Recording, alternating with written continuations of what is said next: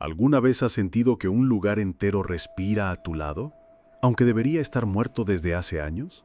¿Te has detenido frente a un edificio olvidado y de pronto la piel se te eriza como si alguien desde adentro te observara, paciente, oculto detrás de un cristal sucio? En 1991, en la ciudad portuaria de Veracruz, comenzó a circular una historia que aún hoy nadie logra explicar del todo. Todo giraba en torno a un hotel abandonado en la zona centro. Un edificio viejo, gris, devorado por la humedad del mar y cubierto de grietas como cicatrices abiertas. Los vecinos lo llamaban simplemente el Hotel Fantasma. Nadie recordaba exactamente cuándo había cerrado, pero todos coincidían en una cosa.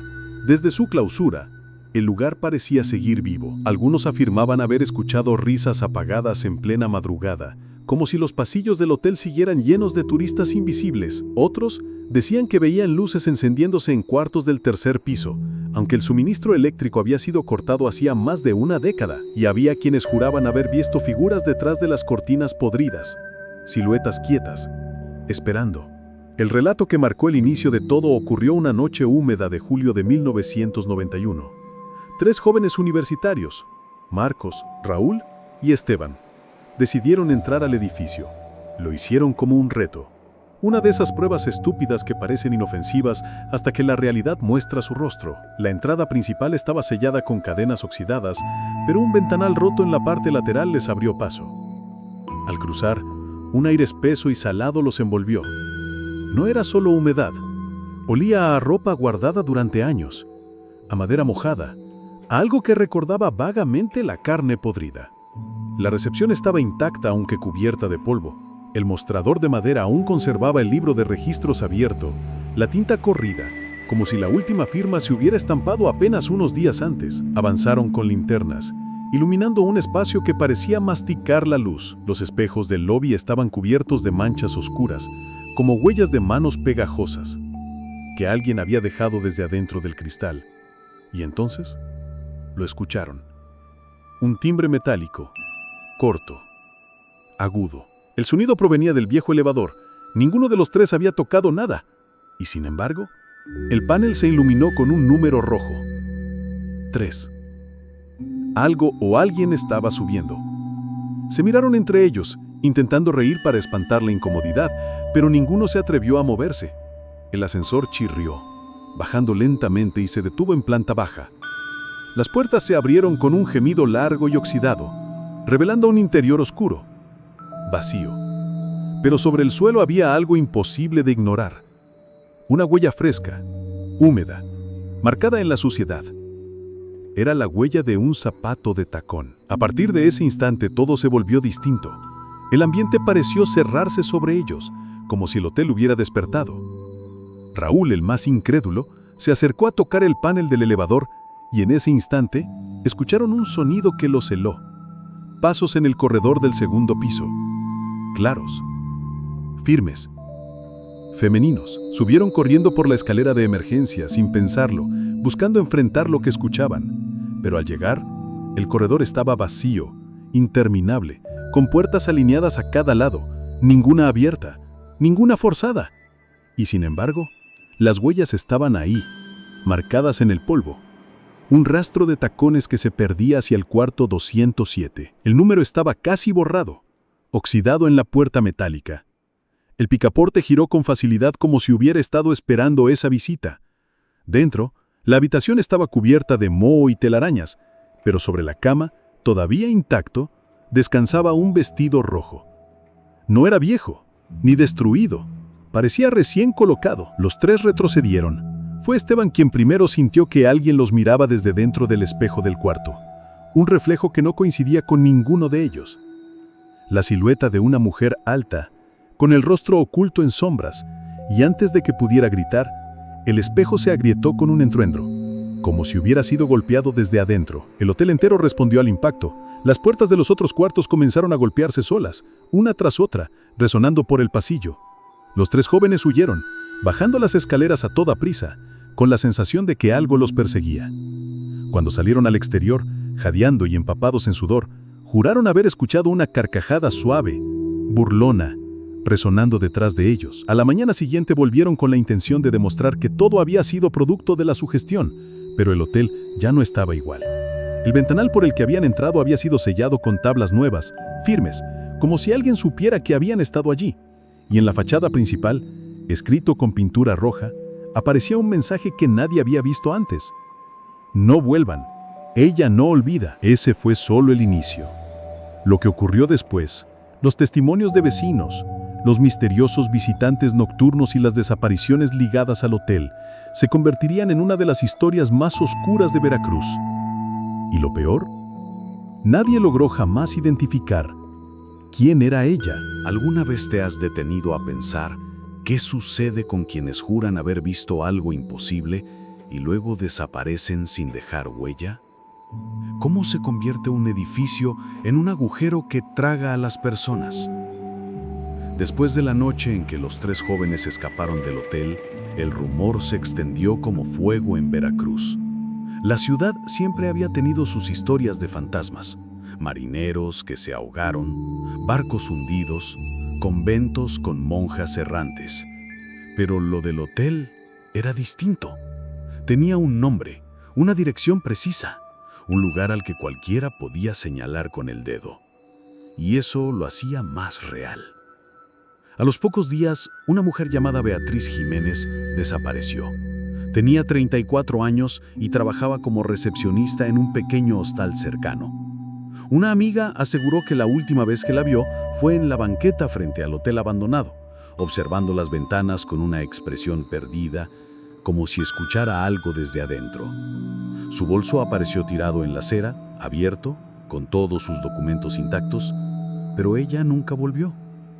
Lo extraño fue que, según algunos vecinos, esa misma noche se vio una silueta femenina con un vestido rojo caminando por los pasillos del segundo piso del hotel. No había nadie dentro, supuestamente, pero varios juraron ver luces encendiéndose detrás de las cortinas. Algunos incluso aseguraron que la silueta se detenía en la ventana, se giraba lentamente y miraba hacia la calle, como si buscara a alguien. No era la primera vez. Años antes, en 1987, ya había desaparecido un marino mercante de apellido Torres. Lo último que se supo de él fue que había entrado al edificio buscando refugio durante una tormenta. Su hermano, que lo siguió minutos después, lo encontró gritando desde un balcón del 4º piso. Pero cuando subió a buscarlo, el cuarto estaba vacío. Nunca se volvió a saber de él. Con la desaparición de Beatriz en 1991, los rumores se fortalecieron. El hotel ya no era visto como una ruina más. Era un pozo sin fondo, una trampa abierta en el centro de la ciudad. Los vecinos comenzaron a notar algo más. En las madrugadas, el olor a perfume barato flotaba en la calle. No era un perfume común, tenía un dejo metálico, como sangre mezclada con flores marchitas. Quienes lo respiraban aseguraban sentir un mareo extraño, un zumbido en los oídos y la irresistible necesidad de mirar hacia las ventanas del 3er piso. Un hombre llamado Don Aurelio, que vendía periódicos en la esquina, dijo que una madrugada vio claramente cómo una mujer de cabello largo bajaba las escaleras del lobby. Llevaba en la mano un ramo de rosas negras. Cuando él parpadeó, ya no estaba, pero las rosas quedaron marchitas sobre el mostrador del hotel. La policía nunca intervino en serio. El edificio pertenecía a una sociedad anónima que había quebrado años antes y los archivos legales estaban perdidos en un laberinto burocrático.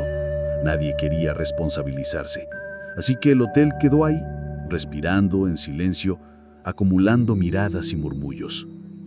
Pero cada tanto alguien más desaparecía. Un estudiante de arquitectura en 1992, una pareja de turistas argentinos en 1994, un fotógrafo aficionado en 1996. Todos con el mismo patrón. La última vez que los vieron fue cerca del hotel y después, nada. Los 3 jóvenes que habían entrado la primera noche nunca volvieron a hablar de lo que vieron. Marco se mudó a Puebla, Raúl abandonó la universidad y Esteban fue encontrado muerto en 1995 en un motel de carretera.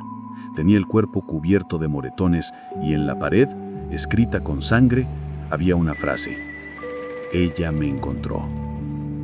A partir de entonces, el nombre de El Hotel Fantasma de Veracruz se convirtió en leyenda. Un lugar prohibido, una herida abierta que seguía supurando recuerdos. Los vecinos aprendieron a no mirar demasiado tiempo las ventanas, a no pasar frente a la fachada después de medianoche, y aún así, las desapariciones continuaban. Era como si alguien o algo, dentro de esas paredes, siguiera reclamando huéspedes. ¿Hasta dónde llega la curiosidad humana antes de convertirse en condena? ¿Qué ocurre cuando alguien decide abrir la puerta de un lugar que todos los demás han aprendido a evitar? En 1997, 6 años después de la primera desaparición reconocida, un grupo de investigadores paranormales provenientes de Ciudad de México llegó a Veracruz. Se hacían llamar Sociedad del Umbral. Eran jóvenes entusiastas, mezcla de escepticismo y obsesión. Cámaras de video, grabadoras de cassette, detectores de movimiento rudimentarios, mapas y libretas llenas de anotaciones. Habían escuchado los rumores del hotel y estaban decididos a registrar lo que pasaba allí dentro. La noche del 12 de septiembre, justo a medianoche, entraron por la misma ventana lateral por donde habían pasado Marcos, Raúl y Esteban en 1991. El aire seguía siendo el mismo, cargado, húmedo, con ese olor dulzón y metálico que parecía pegarse en la garganta. Instalaron sus equipos en el lobby, una cámara apuntando hacia el mostrador de recepción, otra hacia el elevador y un micrófono de ambiente para captar cualquier sonido. El líder del grupo, Julián Rivas, ordenó que todos anotaran cada sensación, cada anomalía por mínima que fuera. Al principio, solo había silencio, pero a las 00:47 la grabadora captó un murmullo femenino, una voz baja, como un suspiro que decía: «Aquí estoy». Los investigadores revisaron los pasillos del primer y segundo piso. Las linternas apenas lograban abrir la oscuridad. En el corredor del segundo piso hallaron algo inquietante. Sobre las paredes húmedas había marcas de uñas, como si alguien hubiera intentado arañar el yeso desde adentro de las habitaciones. En el cuarto 207 encontraron lo que la leyenda prometía: un vestido rojo extendido sobre la cama.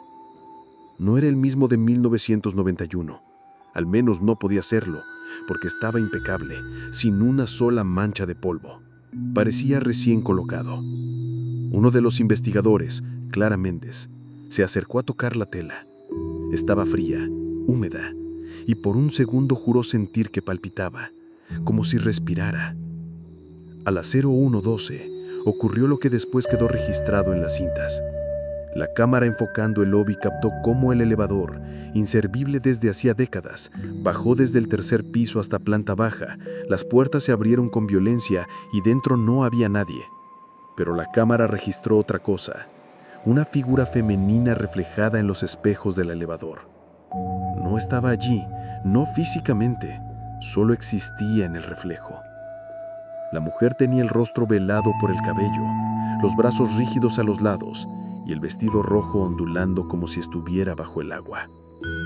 El reflejo se quedó mirando fijo hacia la cámara, hasta que la grabación se llenó de estática. Los investigadores entraron en pánico. Clara comenzó a convulsionar en el pasillo gritando que alguien le susurraba en el oído. Los demás la sacaron arrastrando y al cruzar el lobby, el libro de registro sobre el mostrador se abrió solo, pasando páginas a toda velocidad hasta detenerse en la última. Ahí, con tinta fresca, había una nueva firma: Clara Méndez, habitación 207. Esa noche lograron escapar, pero no todos sobrevivieron. Clara fue internada en un hospital psiquiátrico de Veracruz, incapaz de articular palabra coherente. Solo repetía una frase una y otra vez hasta quedarse sin voz. Ella me hizo entrar. Los otros 4 miembros del grupo abandonaron la investigación para siempre. Quemaron cintas, destruyeron fotos, intentaron borrar toda evidencia. Pero alguien filtró la grabación del elevador. Una copia en VHS comenzó a circular entre coleccionistas del oculto y con los años se convirtió en una reliquia prohibida. Desde entonces, cada vez que alguien habla del Hotel Fantasma de Veracruz, siempre aparece la misma pregunta: ¿quién es la mujer del vestido rojo? ¿Una víctima? un espectro o algo mucho más antiguo que solo tomó esa forma para atraernos. Lo cierto es que tras la visita de la Sociedad del Umbral, la ciudad entera aprendió a callar. El hotel seguía ahí, intacto, pero nadie se atrevía a acercarse, excepto los que no sabían la historia. ¿Puede un lugar maldito atraer a los que no saben nada de su historia? ¿O es precisamente esa ignorancia la que los convierte en presas fáciles? En el verano de 1999, un grupo de 3 turistas extranjeros, 2 hombres alemanes y una mujer francesa, llegó a Veracruz. Estaban de paso, mochileros que buscaban sitios baratos donde dormir. Nadie les advirtió nada. O si lo hicieron, ellos lo tomaron como exageraciones de pueblo. Lo cierto es que alguien en el puerto les contó que había un viejo hotel cerrado, grande, silencioso, donde podían entrar sin pagar.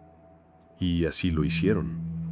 Los vecinos recuerdan haber visto a los 3 con mochilas y sonrisas amplias forzando la reja oxidada de la entrada. Fue un sábado por la tarde, aún con sol. Nadie los detuvo. En esa época, la gente ya había aprendido a no involucrarse.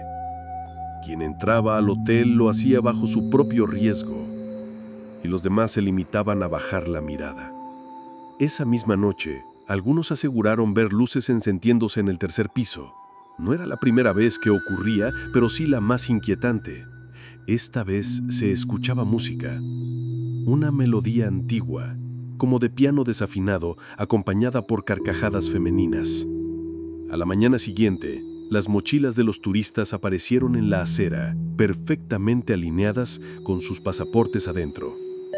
Pero de ellos no había rastro. La policía intervino, presionada por el consulado. Revisaron el edificio de arriba a abajo. Encontraron las habitaciones vacías, sin signos de violencia.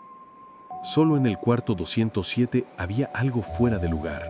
3 copas de cristal, limpias, brillantes, como recién lavadas.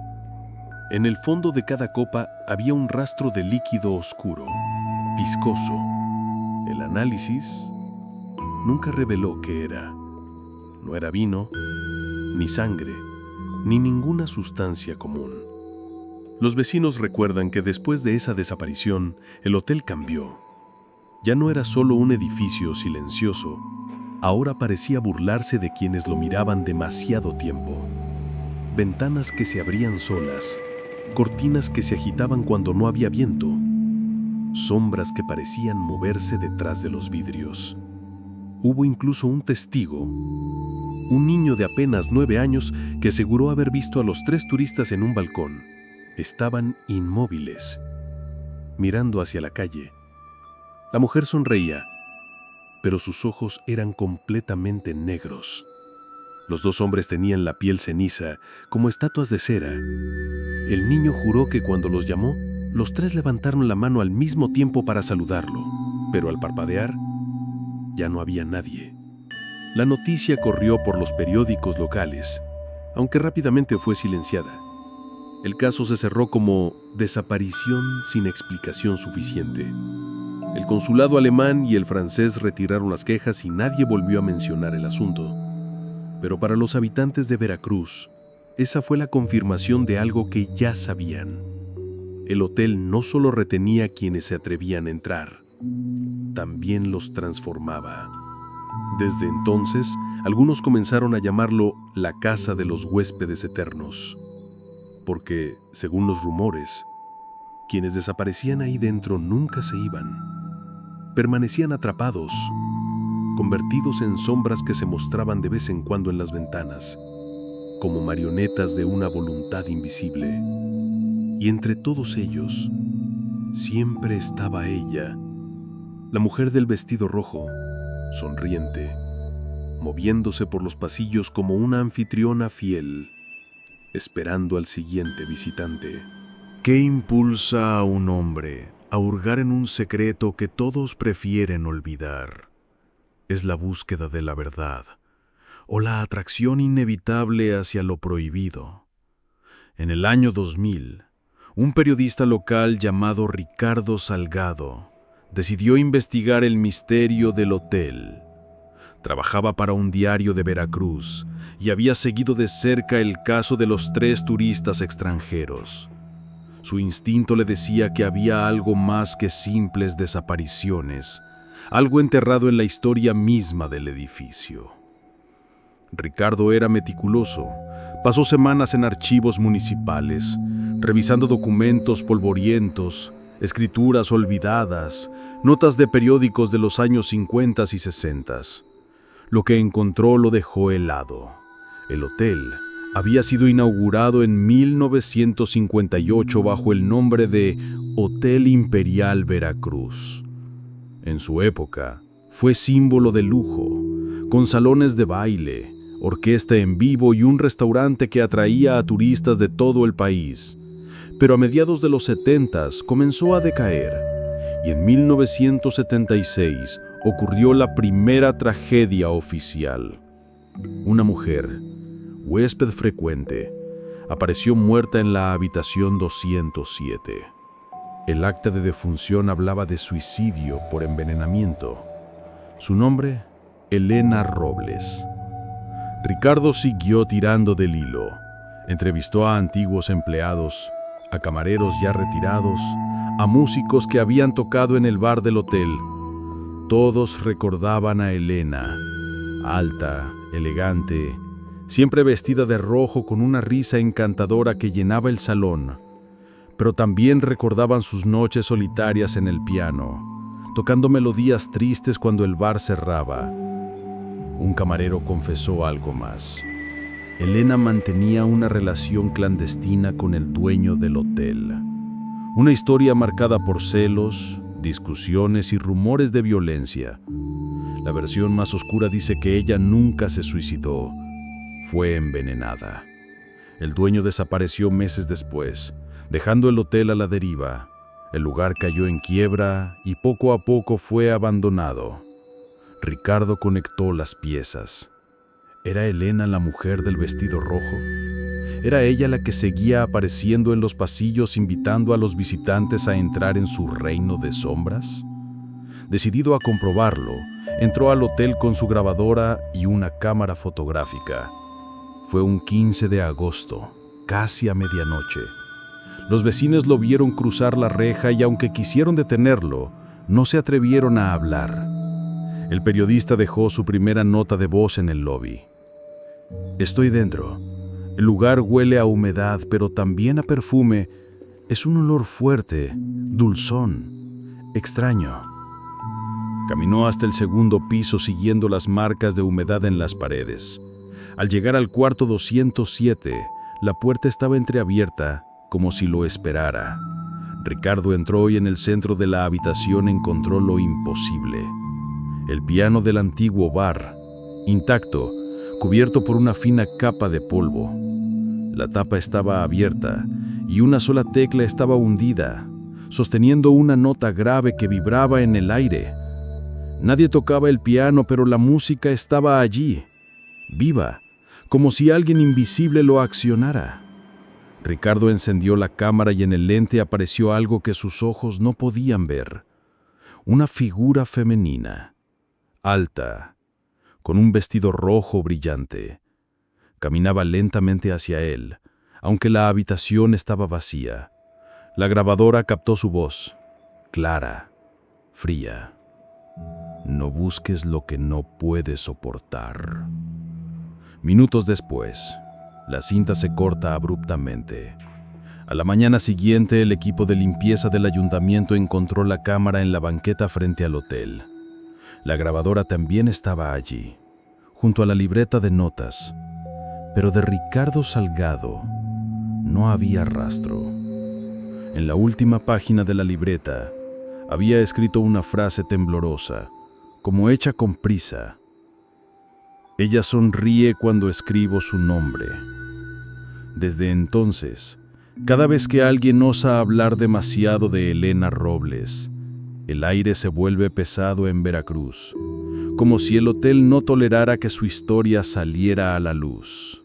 ¿De qué sirve un arma cuando lo que te persigue no pertenece al mundo de los vivos? ¿Puede un hombre entrenado, curtido en la violencia, enfrentar a un espectro con balas? En 2002, un ex policía llamado Manuel Ortega decidió entrar al hotel. Durante años había trabajado en la Fuerza de Veracruz, hasta que se retiró con fama de hombre duro, incorruptible y terco como una pared. Había conocido a Ricardo Salgado, el periodista desaparecido, y nunca aceptó la versión oficial de desaparición voluntaria. Para él, algo en ese edificio devoraba personas y estaba decidido a enfrentarlo. Manuel no era un curioso cualquiera. Entró de madrugada, armado con su vieja pistola de servicio, una linterna potente y un crucifijo colgado al cuello. Llevaba además un termo de café y una grabadora portátil. Se sentó primero en el lobby, observando el polvo danzar en el aire como si fueran cenizas suspendidas. «Aquí estoy, maldita sea. Si quieres aparecerte, hazlo ahora», murmuró con la seguridad de quien había enfrentado criminales a sangre fría. El hotel respondió con silencio, pero ese silencio tenía un peso extraño, como si el lugar escuchara, como si aguardara. Pasaron 20 minutos hasta que el elevador, inerte durante décadas, volvió a dar señales de vida.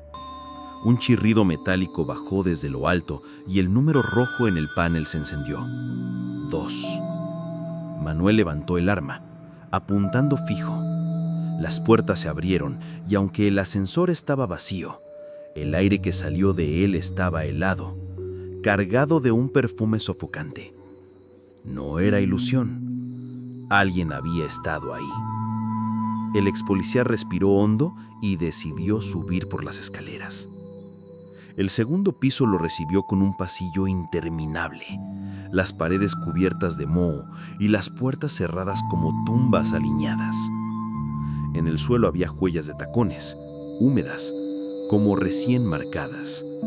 El rastro lo llevó hasta la habitación 207. La puerta estaba abierta y desde dentro llegaba una música suave de piano. Manuel apuntó con la pistola y entró de golpe. El cuarto estaba vacío, pero el piano sonaba. Las teclas bajaban solas, componiendo una melodía triste, lenta, que llenaba la habitación con un eco imposible. De pronto, el espejo del tocador comenzó a empañarse. Primero fue un velo blanco, luego unas letras escritas desde dentro. «Vuelve conmigo». Manuel retrocedió un paso con el dedo en el gatillo. Y entonces la vio, una silueta femenina reflejada en el espejo. El vestido rojo brillaba como recién estrenado y su cabello oscuro caía sobre el rostro. No tenía ojos, solo 2 huecos negros, profundos, que parecían absorber la luz. El ex policía disparó, 1, 2, 3 veces. El estruendo llenó el cuarto. Los casquillos rebotaron en el suelo, pero la figura en el espejo seguía intacta. No retrocedió, solo levantó la cabeza y sonrió. En ese instante, todas las puertas del pasillo se abrieron de golpe, al unísono, con un estrépito aterrador. Voces femeninas comenzaron a susurrar el nombre de Manuel desde cada cuarto. «Manuel, Manuel». Una multitud invisible lo llamaba. Corrió escaleras abajo, jadeando, pero el lobby ya no era igual. El mostrador de recepción estaba iluminado por candelabros y detrás, en pie, se encontraba ella, la mujer del vestido rojo. Sus labios se movieron, pero la voz no salió de su boca, brotó directamente en su mente. «Te quedarás, como todos los demás». Manuel disparó de nuevo, desesperado. El fogonazo de la pistola iluminó el rostro de la mujer, revelando algo monstruoso. Su piel estaba rota, como porcelana quebrada, y debajo se veía carne en descomposición. Aún así, seguía sonriendo. Lo último que se supo de él fue a través de la grabadora portátil recuperada días después, frente al hotel. La cinta terminaba con la respiración entrecortada de Manuel, sus pasos apresurados y su voz temblorosa, diciendo: «No es una mujer, es el hotel. El hotel es ella». Su cuerpo jamás fue encontrado. ¿Se puede purificar un edificio que respira como un cuerpo y sangra como una herida? ¿Qué ocurre cuando la iglesia decide enfrentarse a un mal que no reconoce paredes ni altares? Tras la desaparición de Manuel Ortega, los rumores crecieron tanto que algunos vecinos buscaron ayuda en la diócesis de Veracruz. Un sacerdote anciano, el padre Tomás Villagrán, aceptó intervenir. Era conocido por haber participado en rituales de exorcismo en casas marcadas por tragedias, pero nunca había enfrentado un lugar tan grande, tan devorado por el misterio. El 3 de noviembre de 2003, el padre Tomás entró al hotel acompañado de 2 acólitos jóvenes. Traía una cruz de hierro, agua bendita, incienso y un libro de oraciones desgastado. Antes de cruzar la entrada advirtió a todos: este edificio no está vacío, está habitado. Apenas pusieron pie en Enovi, el ambiente cambió. El aire se volvió irrespirable, como si inhalaran humo invisible. Los candelabros de la recepción, que deberían estar apagados desde hacía décadas, se encendieron solos, bañando el salón con una luz amarilla enfermiza. Los acólitos comenzaron a rezar, pero las palabras se mezclaban con ecos desconocidos, voces femeninas que repetían cada oración, burlonas, como un coro invertido. El padre Tomás roció agua bendita hacia la escalera principal. En ese momento, el elevador volvió a activarse. Subía y bajaba sin control, golpeando puertas, como si alguien invisible lo utilizara. El número rojo parpadeaba siempre en el mismo piso. 207. Decidieron dirigirse allí. Subieron lentamente, rezando en voz alta, pero en cada escalón el edificio parecía resistirse. El suelo vibraba, las paredes se agrietaban como si algo gigantesco despertara debajo. Cuando llegaron al pasillo del segundo piso, todas las puertas se abrieron de par en par. Un viento helado recorrió el corredor apagando las velas que portaban los acólitos. En la penumbra, las siluetas de varias mujeres comenzaron a formarse en las habitaciones. Sombras translúcidas, todas vestidas de rojo, todas con los ojos vacíos. Los jóvenes temblaban, pero el padre Tomás avanzó hasta la 207. Empujó la puerta con la cruz extendida y gritó: «En el nombre de Cristo, muéstrate». Lo que apareció no fue una silueta, sino una multitud. El espejo de la habitación reflejó decenas de rostros, hombres, mujeres, niños, todos los que habían desaparecido en el hotel. Sus bocas se abrían al mismo tiempo, emitiendo un rito ensordecedor que no provenía de la garganta, sino de las paredes. Y en medio de ellos, la figura central, Elena Robles, la mujer del vestido rojo. Su rostro estaba hermoso y podrido al mismo tiempo, como si la vida y la muerte se disputaran su piel. Sonrió con dulzura y habló, no con voz humana, sino con un eco que retumbó en el cráneo de los presentes. «No me iré, ellos son míos, y tú también lo serás». El padre Tomás alzó la cruz y comenzó el exorcismo. Pero cada palabra de la oración era respondida por risas que sacudían el piso. El agua bendita chisporroteaba en el aire, evaporándose antes de caer al suelo. Los acólitos cayeron de rodillas tapándose los oídos, sangrando por la nariz. Uno de ellos gritaba que veía a su madre muerta llamándolo desde la puerta. El otro lloraba, diciendo que una mujer lo abrazaba con brazos fríos y no lo soltaba. Tomás resistió, gritando más fuerte. Pero entonces el piano del cuarto comenzó a sonar solo, tocando una melodía triste y desgarradora. La cruz se calentó en sus manos, ardiendo como hierro al rojo vivo. El sacerdote lanzó un último grito. «Señor, libera a estas almas». El espejo explotó en 1000 fragmentos, lanzando esquirlas por toda la habitación. Cuando el humo se disipó, los acólitos yacían inconscientes en el suelo. El padre Tomás estaba de pie, temblando, con la mirada perdida. Lograron sacarlo del hotel esa misma noche. Sobrevivió, pero nunca volvió a hablar con claridad.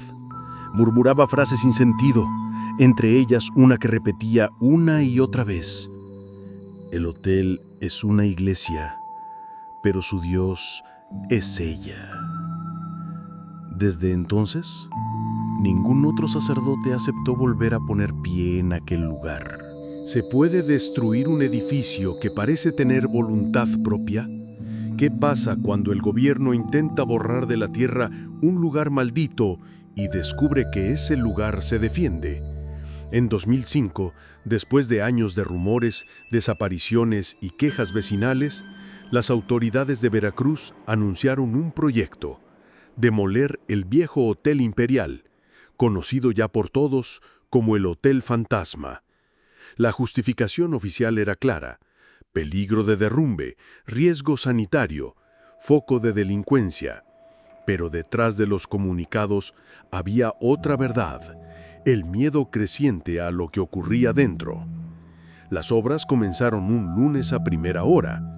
Llegaron camiones, obreros con cascos amarillos y maquinaria pesada. El vecindario observaba en silencio, como si fueran a presenciar el final de una maldición. El primer golpe de la bola de demolición cayó contra la fachada. El estruendo sacudió el suelo, pero la pared no se vino abajo. Solo se abrió una grieta que parecía un ojo negro, un agujero oscuro que dejaba escapar un aire denso, nauseabundo. Los obreros insistieron: segundo golpe, tercer golpe. Nada. El concreto parecía resistir como si estuviera vivo, fortalecido por algo más que ladrillos. Uno de los trabajadores juró haber visto un rostro formarse en la grieta, una mujer de facciones finas, labios curvados en una sonrisa burlona.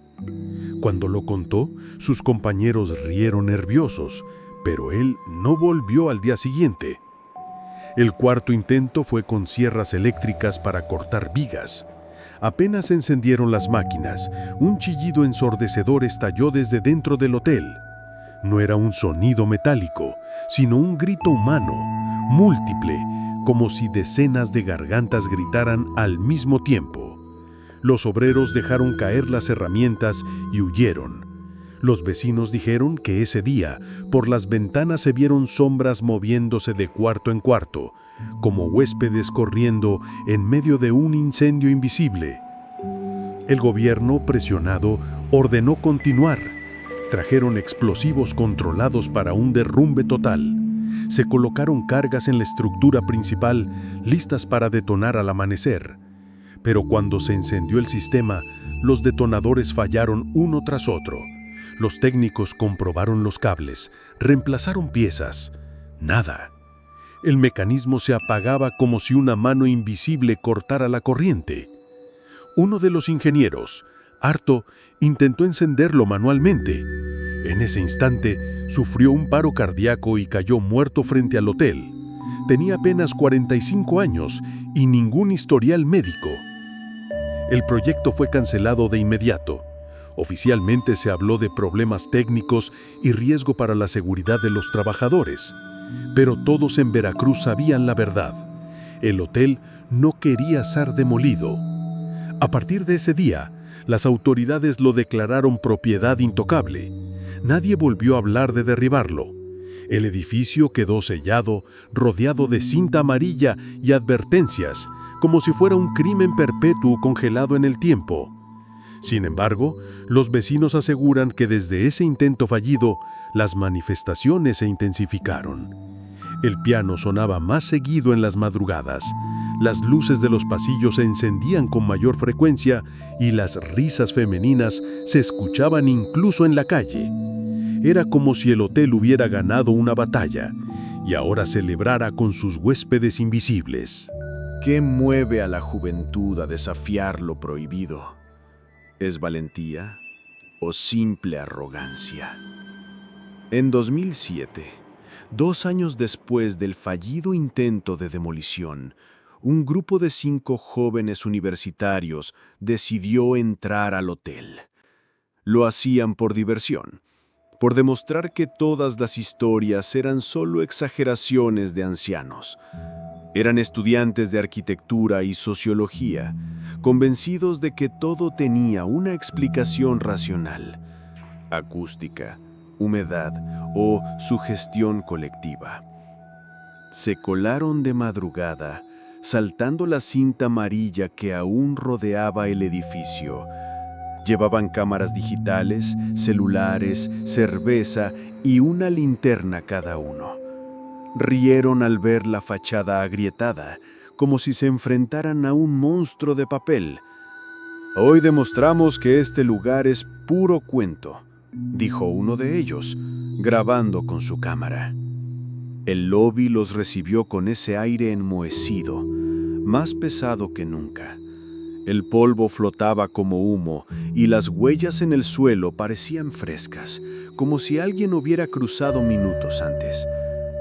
Los muchachos bromeaban, lanzando piedras contra las paredes, cantando a gritos para espantar el silencio. Subieron hasta el segundo piso y encontraron el corredor eterno, oscuro, con las puertas cerradas. Fue entonces cuando escucharon el piano. 3 notas, repetidas una y otra vez, como si alguien los esperara en la habitación 207. «Debe ser el viento moviendo las cuerdas», se rió uno, pero los demás callaron. La melodía sonaba demasiado clara, demasiado humana. Decidieron entrar. La puerta de la 207 se abrió con facilidad. Dentro, el aire estaba más frío y en el centro los esperaba el piano, intacto, con una sola tecla hundida repitiendo la misma nota. Uno de ellos, Martín, se acercó y levantó la tapa del instrumento. El silencio lo devoró todo. En ese instante, las luces de sus linternas parpadearon y el espejo del cuarto reflejó algo que nadie esperaba. No eran 5 muchachos los que aparecían, sino 6. Detrás de ellos, una mujer de vestido rojo, cabellera larga, sin rostro. El pánico se apoderó del grupo. Salieron corriendo por el pasillo, gritando, empujándose unos a otros. El sonido de tacones resonaba detrás, implacable, como una cazadora invisible que no necesitaba apresurarse. Al llegar al lobby, descubrieron que la puerta de salida estaba cerrada, aunque nunca la habían tocado. La madera parecía derretida, fundida con el marco, como si el edificio quisiera devorarlos. De repente, una carcajada femenina resonó desde el segundo piso. No era una sola voz, sino muchas, un coro de mujeres burlonas. Los chicos apuntaron sus linternas hacia arriba y vieron los balcones llenos de figuras rojas, decenas de mujeres mirándolos fijamente. Lograron escapar por una ventana lateral, arañándose con los vidrios rotos. Corrieron por la calle hasta perder el aliento. Solo 4 de ellos llegaron al barrio. El quinto, Martín, nunca salió. Cuando la policía entró al día siguiente, no encontraron rastro del muchacho. Solo el piano en la 207, tocando solo una melodía distinta, un vals lento, hipnótico.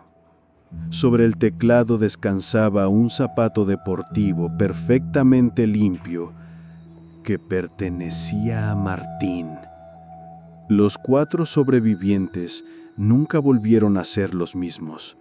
Uno se mudó de Veracruz, jurando que soñaba cada noche con un pasillo interminable. Otro dejó la universidad y una de las chicas confesó entre llanto que cada vez que miraba un espejo, veía detrás de sí el vestido rojo moviéndose en silencio. El caso se sumó a la lista de víctimas del hotel, pero para muchos jóvenes de Veracruz, aquella tragedia se convirtió en un reto. Si salías con vida del Hotel Fantasma, eras valiente. Y eso fue lo que abrió la puerta a más desgracias. ¿Qué ocurre cuando la maldición de un lugar abandona sus paredes y se filtra por las pantallas? ¿Qué pasa cuando lo imposible queda grabado en tiempo real y miles de ojos lo presencian al mismo instante? En 2012, un grupo de jóvenes aficionados al streaming decidió transmitir en vivo desde el Hotel Fantasma de Veracruz. Eran 5, de distintas facultades, y habían creado un canal en internet donde exploraban lugares abandonados. Su objetivo era simple: ganar visitas, suscriptores y fama. Eligieron una fecha simbólica, la noche del Día de Muertos.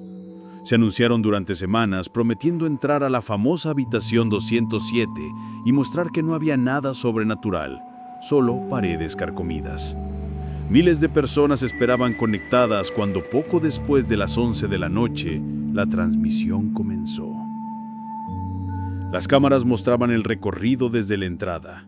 El lobby oscuro, el mostrador cubierto de polvo, las lámparas colgando como cadáveres torcidos. La señal era inestable, pero seguía emitiendo.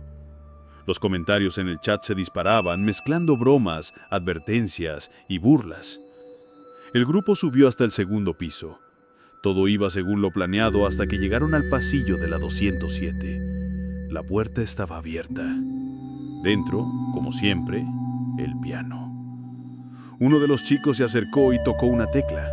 El sonido retumbó en el chat con un eco imposible, más largo de lo normal, como si el hotel hubiera amplificado la nota.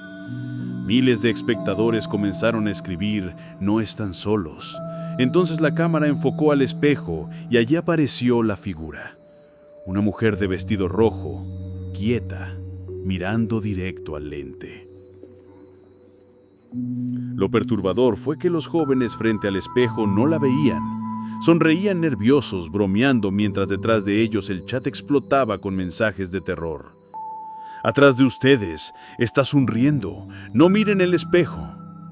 Uno de los streamers, leyendo los comentarios en su celular, volteó confundido. En ese instante la transmisión se distorsionó. La imagen saltó a negro durante 5 segundos. Cuando volvió, los espectadores ya no vieron a 5 jóvenes, solo quedaban 4. Nadie notó el cambio de inmediato. Los chicos seguían caminando por el pasillo, comentando con nervios, pero el chat ardía. ¿Dónde está el de la gorra? Faltaba uno, había 5. El hotel se lo llevó en vivo. Los 4 que quedaban parecían no darse cuenta. La cámara los mostraba hablando, riendo forzadamente, pero jamás mencionaron a su amigo desaparecido.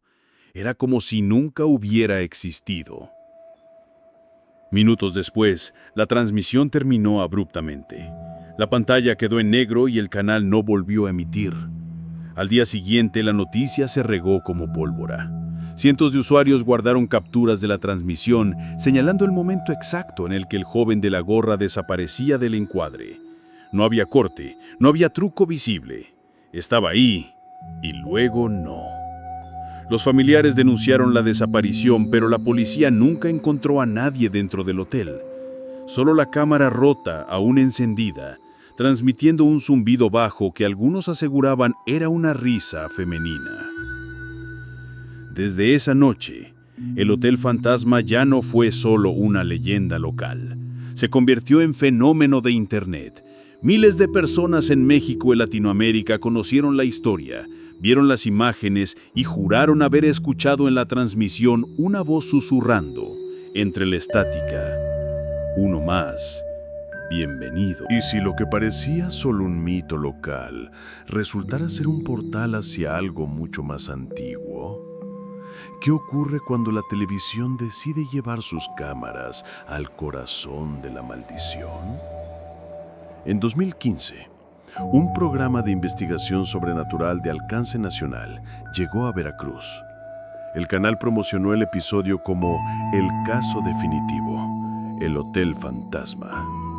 Los productores querían aprovechar la fama que el edificio había ganado tras la misteriosa transmisión en vivo de 2012.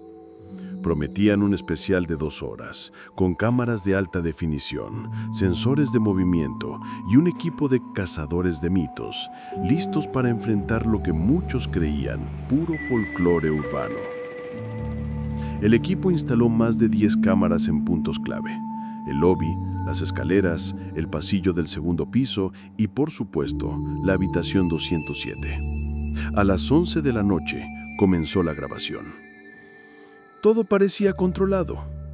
Había risas nerviosas, explicaciones técnicas, comentarios escépticos. El conductor del programa aseguraba al público que la mayoría de los fenómenos paranormales podían explicarse con corriente de aire, vibraciones o fallas estructurales. Pero el hotel tenía otros planes. La primera anomalía ocurrió en el lobby. Una de las cámaras captó cómo el libro de registros, cubierto de polvo desde los años 70, se abría solo. Las páginas comenzaron a pasar con violencia hasta detenerse en la última. Allí, frente a todos los televidentes, apareció un nombre escrito con tinta fresca. Producción televisiva, habitación 207. El equipo trató de mantener la calma, pero la audiencia en casa lo vio claro. Las letras aparecieron lentamente, como si una mano invisible escribiera en vivo. La tensión aumentó cuando los cazadores entraron al segundo piso. El pasillo estaba completamente oscuro. Aunque habían colocado lámparas halógenas minutos antes, todas estaban apagadas. El sonido ambiente se llenó de un murmullo bajo, como un rezo femenino repetido en bucle. Al abrir la puerta de la 207, encontraron lo que nadie esperaba. El piano ya no estaba. En su lugar, el cuarto estaba lleno de espejos, docenas de ellos, alineados contra las paredes, como si alguien hubiera creado un laberinto de reflejos. En cada espejo aparecían los camarógrafos, y junto a ellos, siempre, la mujer de vestido rojo. Uno de los técnicos perdió el control y comenzó a gritar, disparando insultos al aire. El conductor trató de calmarlo, pero el hombre salió corriendo del pasillo. Las cámaras exteriores lo mostraron huyendo del hotel, hasta que desapareció en la calle. Simplemente se vaneció frente a todos. El canal cortó la transmisión en vivo en ese instante, reemplazándola con comerciales. Lo que el público no vio salió después, filtrado por empleados.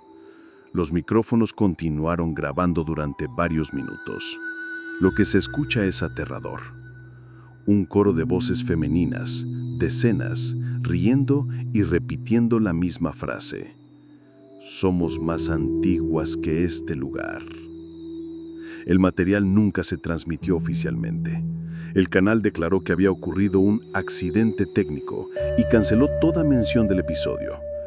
El equipo de producción fue dispersado a otros proyectos y algunos renunciaron. Pero, entre los pocos que hablaron en privado, todos coincidían en lo mismo. Lo que habita en el hotel no es un simple fantasma.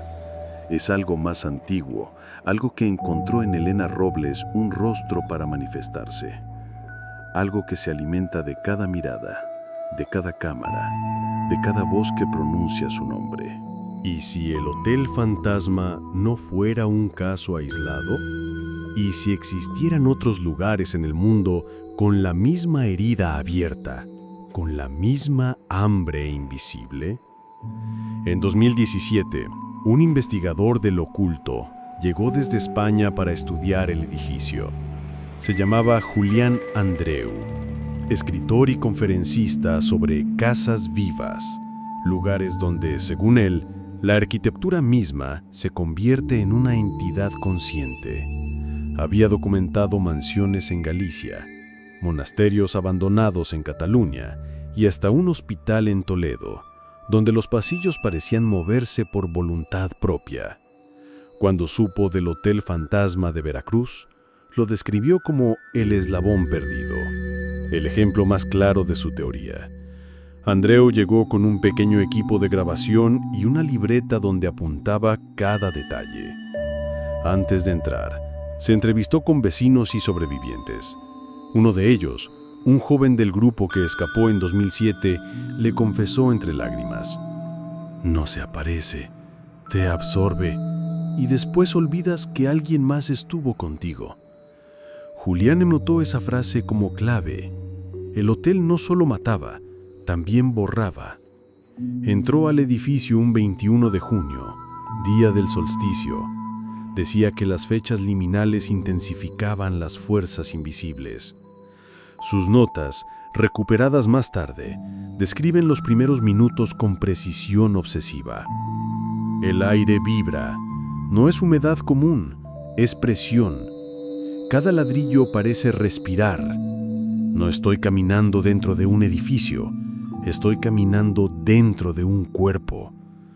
Al llegar al segundo piso, notó que las paredes latían. Sí, latían, como venas dilatadas bajo la pintura agrietada. Tocó una de ellas y sintió un pulso débil, como un corazón enterrado en concreto. En la habitación 207 encontró el piano, pero esta vez no estaba intacto, estaba abierto, con las cuerdas tensas como tripas, y lo más inquietante, sobre ellas reposaban cabellos largos, negros, entrelazados como si alguien hubiera tejido el instrumento con restos humanos. Encendió su cámara. En la grabación, que más tarde se filtró parcialmente en foros de internet, se ve a Julián apuntando el lente hacia el espejo. Ahí, detrás de él, aparece Elena Robles, vestida de rojo, pero no sola. A su alrededor docenas de figuras idénticas, todas con la misma cara, todas con la misma sonrisa congelada. Julián respira fuerte y murmura: no es un espíritu, es un enjambre. Ese fue su último registro coherente. La grabación termina con la cámara cayendo al suelo, enfocando el techo mientras se escuchan pasos de tacones acercándose. Una risa suave invade el audio antes de cortarse. El cuerpo de Julián nunca apareció. Solo se encontró su libreta, arrojada en la acera frente al hotel. En la última página, escribió con letra desesperada: el edificio no guarda a Elena. Elena es el edificio. Cada huésped desaparecido es un ladrillo más en su carne.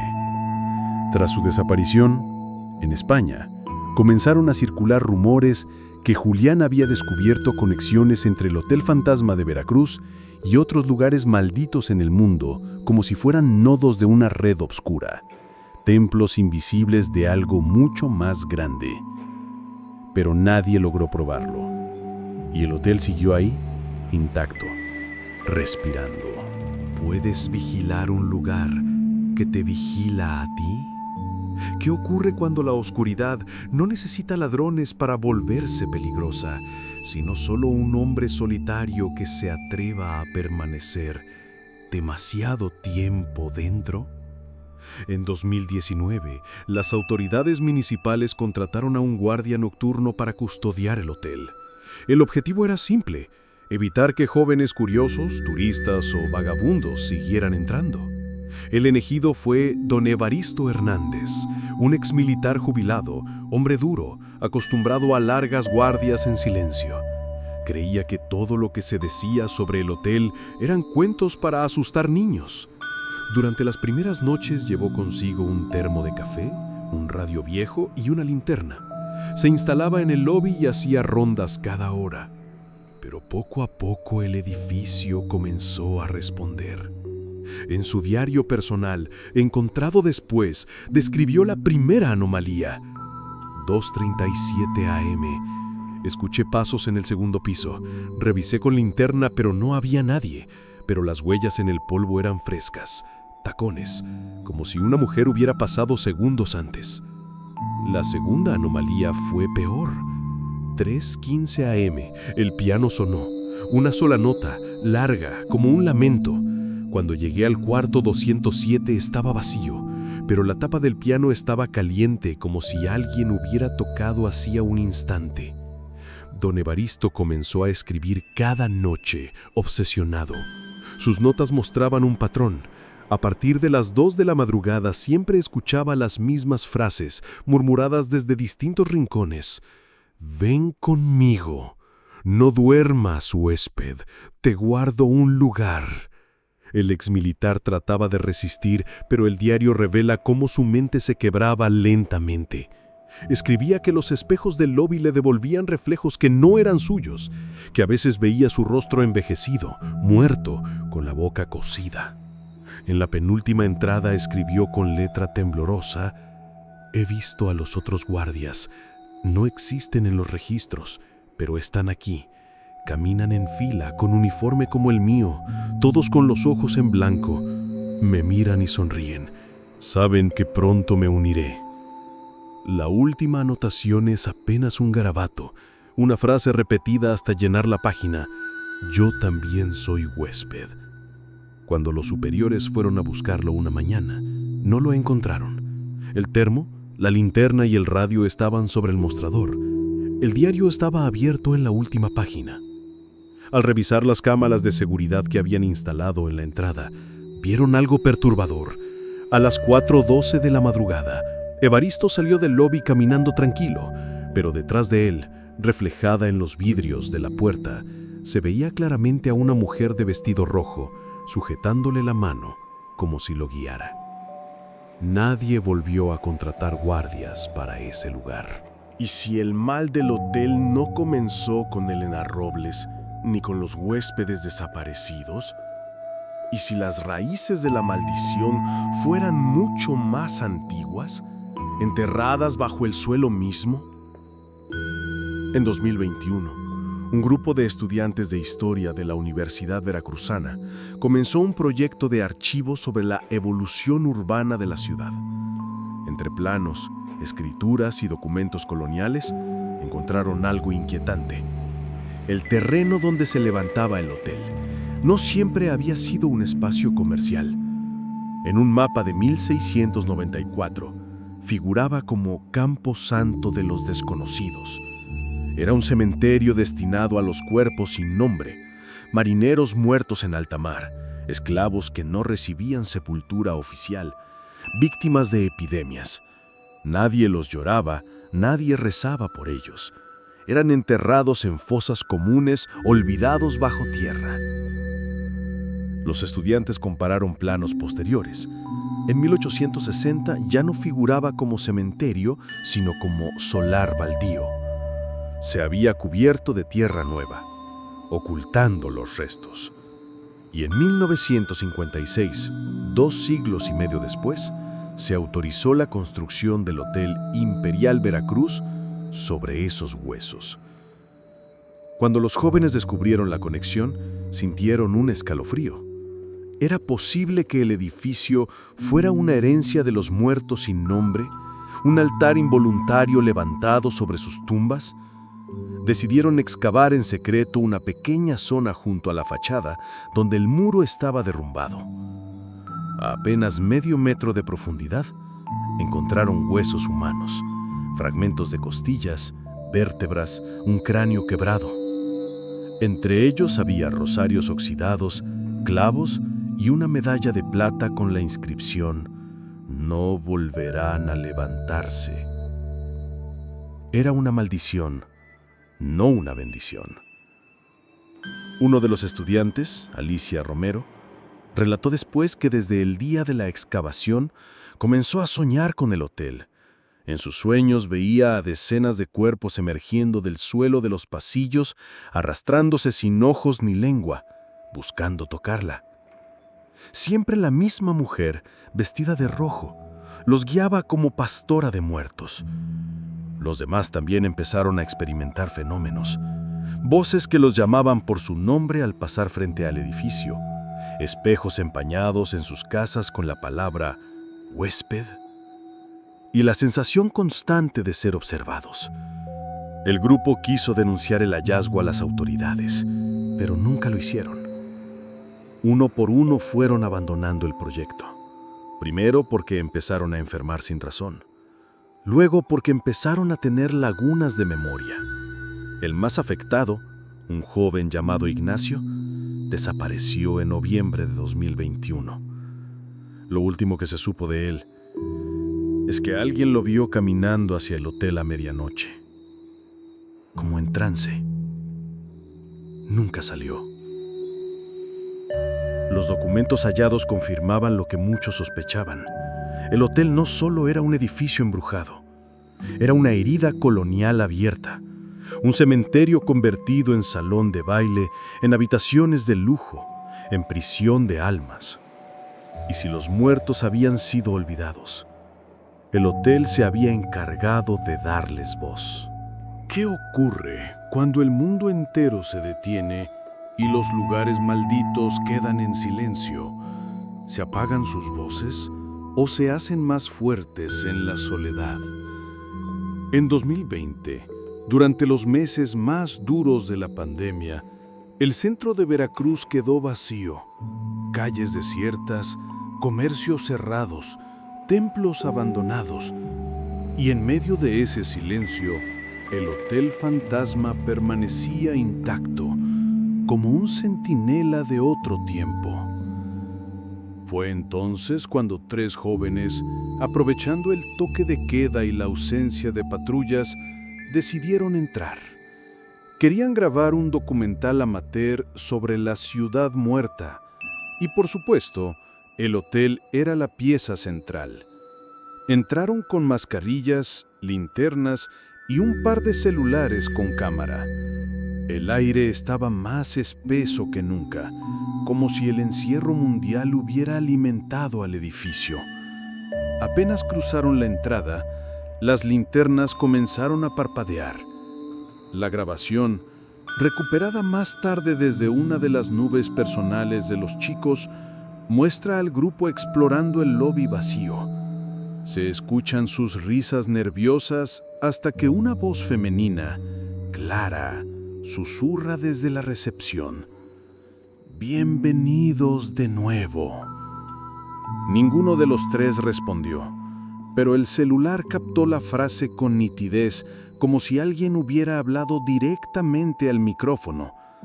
Al llegar al segundo piso, las puertas de todas las habitaciones estaban abiertas. Dentro de cada una había espejos viejos apoyados contra las paredes. Los 3 jóvenes se miraban en ellos y en cada reflejo había 4 personas, no 3. Una mujer de rojo, siempre al fondo, inmóvil, con los brazos colgando. Uno de los muchachos gritó y la cámara cayó al suelo. El video muestra solo el ángulo del techo, mientras se oyen pasos de tacones acercándose, uno a uno, lentos, inevitables. Entonces la señal se corta. Lo extraño es que al día siguiente, cuando las familias revisaron los celulares, encontraron la grabación completa. Tras el corte, el video mostraba algo más. Los 3 jóvenes sentados en la habitación 207, perfectamente quietos, mirando hacia la cámara. Sus ojos estaban completamente negros, sus rostros inexpresivos. Detrás de ellos, Elena Robles, o lo que fuera, caminaba lentamente, colocando su mano en cada hombro, uno por uno, como si los estuviera eligiendo. El último fotograma fue un acercamiento imposible. El rostro de la mujer miraba directo al lente, sonriendo. Y justo antes de que la imagen se apagara, sus labios se movieron. «Ahora ustedes mirarán conmigo».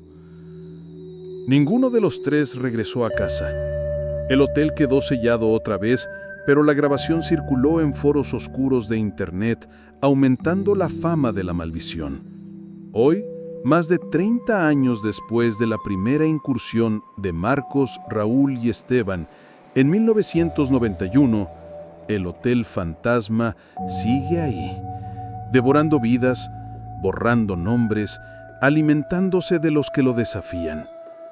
Un cementerio disfrazado de edificio, un espejo que no refleja, sino que absorbe, una herida que no cierra. Y lo más inquietante es que cada tanto, en foros y redes sociales, aparece un nuevo testimonio, una nueva foto, un nuevo rumor. El hotel sigue respirando. El hotel sigue esperando. El Hotel Fantasma de Veracruz nunca fue solo un edificio. Desde sus cimientos levantados sobre un cementerio colonial hasta la última nota del piano en la 207, siempre estuvo esperando. Cada desaparición, cada risa en los pasillos, cada espejo que devolvía un rostro de más, eran advertencias que nadie quiso escuchar. Elena Robles, la mujer del vestido rojo, no es un fantasma aislado. Es el rostro que el hotel eligió para hablar, para sonreír, para seducir a los vivos. Ella es el eco de todas las almas atrapadas, la anfitriona de un banquete interminable donde cada visitante se convierte en parte del menú. Hoy, el edificio sigue en pie, respirando como un animal dormido. Sus ventanas parecen ojos cerrados, pero por las noches se entreabren para observar a quienes se atreven a pasar demasiado cerca. Los vecinos han aprendido a bajar la mirada, a caminar rápido, a no pronunciar su nombre después de medianoche, porque todos saben que el hotel no olvida, que recuerda cada paso, cada palabra, cada desafío, que tarde o temprano quien lo nombra queda marcado. Y quizá, solo quizá, mientras lees estas líneas, mientras imaginas sus pasillos húmedos y el eco de los tacones en la oscuridad, una cortina del tercer piso se está moviendo suavemente, como si alguien desde dentro te buscara. El hotel no está vacío, nunca lo estuvo, y ahora sabe tu nombre.